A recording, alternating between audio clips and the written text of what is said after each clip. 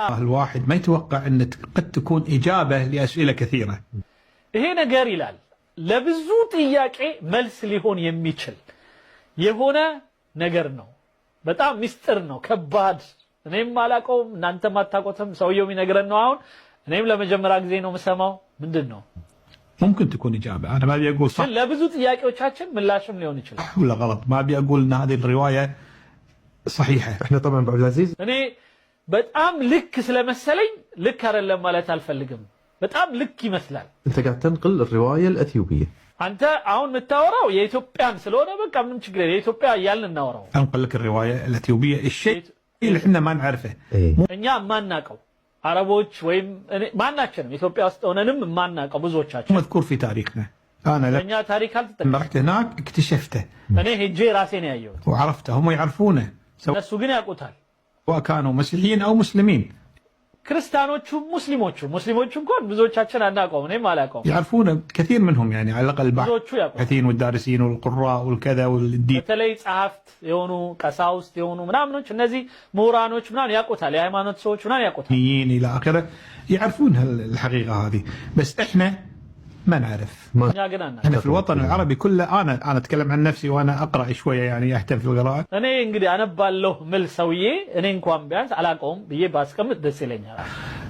ما مر علي هذا الكلام في أي كتاب. እንዲህ አይነት ነገር ምንም مصحف ላይ አይቼው አላውቅም።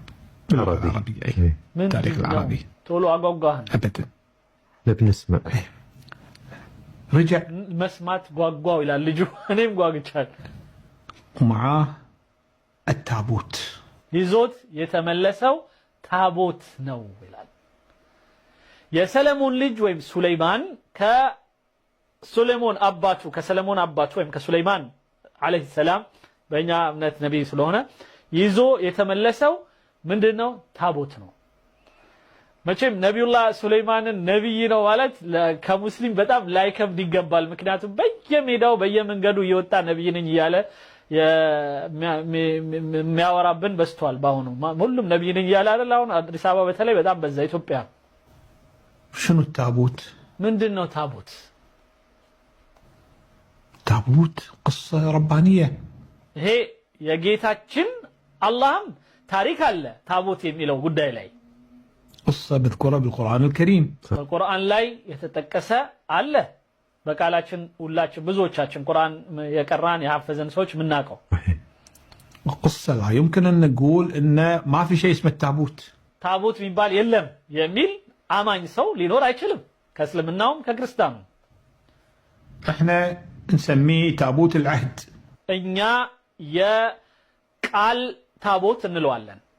የሚስጥረ ታቦት ማለት ነው። ሚስጥር ውስጡ የያዘ ወይም ቃል ውስጡ ተጽፎ ያለበት የያዘ المسلمين. ሙስሊሞች واظن الانجليز والاوروبيين يسمون عندهم ايضا موجود في تاريخهم في كتبهم በፈረንጆቹም ጋር አለ መጽሐፎቻቸው ጋር ምናምን ተጠቅሷል። الدينية موجود يسمونه the Ark of Covenant. Ark of Covenant ይሉታል። وبالاثيوبي يسمونه التابوت. በኢትዮጵያ ግን ታቦት ነው የምንለው። በአረብኛው ታቡት ነው። ታቦት እና ታቡት አንድ አይነት ነው። ብናወራው ስለ አንድ ጉዳይ ነው። باللغة الأثيوبية በኢትዮጵያ ቋንቋ وهو مذكور التابوت في القرآن. مذكور በቁርአን ላይ ታቦት ተጠቅሷል ይላል። እሱ ስም አያውቀውም ማለት ነው። ኦኬ አለ። الآية تقول التابوت ቁርአን ላይ فيه سكينة من فيه سكينة መረጋጋትን የሚሰጥ ማለትም ውስጡ እርጋታ ያለው መልእክት ያለበት ربكم ከጌታችሁ የመጣ وبقية مما ترك آل موسى وآل هارون. የሙሳ ቤተሰቦችና የሃሩን ቤተሰቦች ሲዋረድ በውርስ የመጣ ይላል ቁርአኑ ላይ። تحمله الملائكة. መላእክቶች የሚሸከሙት የሆነ ወይም መልአኮች إذن التابوت حقيقة. ስለዚህ ታቡት የሚለው እውነታ ነው حسب الرواية القرآنية. በቁርአኑ መሰረት حقيقة ما نشك فيها. ምንም የምንጠራጠረው ነገር አይደለም ታቡት የሚለው ነገር። وهذا التابوت فيه مثل ما ذكرت الآية سكينة فيه سكينة فيه سكينة. شنو السكينة؟ شلون تفسرها؟ من دون الترجمين سكينة ميلون ارجعتها مالتنا من بلا الترجمه ما أدري. علاك في سكينة من ربكم وبقية مما ترك آل موسى. كموسى ويم كموسى بيت سبوش سيورد سيوارد يمتع وآل هارون. يا هارون بيت سبب مو اللي ترك موسى. هي موسى يتوى على اللي مميلو آل موسى. يا موسى بيت سبوش شوف مش شنو اللي يقال أن هذا التابوت يحتوي اليوم على صحف موسى. ስለዚህ አሁን የሚባለው የሙሳ መጽሐፍ ወይም የሙሳ መልእክት ውስጥ አለ ነው የሚባለው الصحف التي أنزلها الله عليه. ይሄ አላህ የሰጠው ወይም እኛ ጋር ቁርአን እንደምንለው ወንጌል ተውራት እንደምንለው ለሙሳ ደግሞ የተለየ ሱሑፍ ይባላል ለኢብራሂምም ሱሑፍ የሚላል እንደ መጽሔት እንደማለት ነው በሌላው አነጋገርና የተለየች ጽሑፍ አለችው ኦኬ اللي فيها الوصايا العشر. እነዚህ በተለይ 10ቱ ትእዛዛት ያለበት زين فموجودة فيه أيضا عصات موسى. ሌላው የሙሳ ዱላ አለበት ተብሎም ይነገራል فيه أيضا يقولون أيضا المن والسلوى.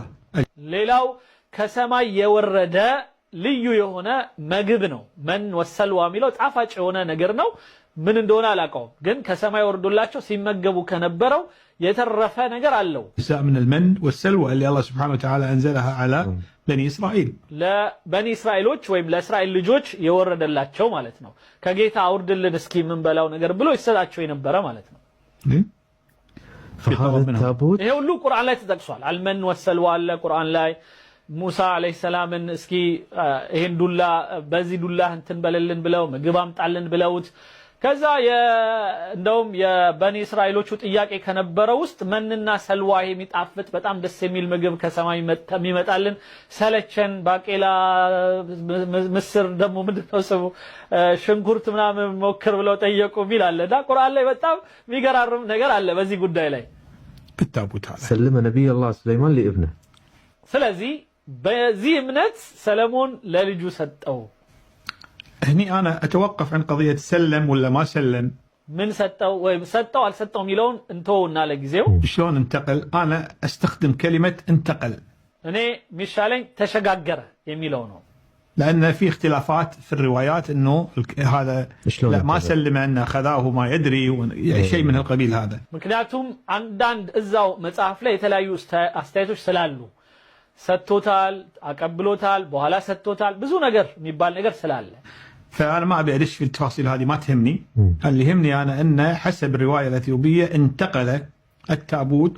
ዋናው በኢትዮጵያው ዘገባ ታቦቱ ኢትዮጵያ ውስጥ መጥቷል የሚለው ነው አንደኛው من سليمان عليه السلام ከሰለሞን ጊዜ ጀምሮ إلى ابنه منيليك اللي መሊክ ኢብን መሊክ ነው የሚለው ኢብን መሊክ ነው ሚኒሊክ የሚለው ኢብን መሊክ منيليك ابن الملك ابن الملك የሚለው የአረብኛው ነው ቃሉ ابن الملك የመሊኩ ልጅ የንጉሱ ልጅ ማለት ነው ትርጉሙ ስለዚህ ابن الملك ملك منيلك ዋው የሚገርም ነው منيليك الأول የመጀመሪያው ምኒልክ ምክንያቱም ምኒልክ الثاني ሁለተኛው ምኒልክ አለን ዳግማዊ ምኒልክ የሚባሉት ይሄ መጨረሻ ላይ የምናውቃቸው ነው ከሱ በፊት የነበረው ምኒልክ ሌላ ነው ابن الملك የሚባለው የመሊኩ ልጅ የሚባለው وأخذ إلى مدينة أكسوم ወደ አክሱም الإمبراطورية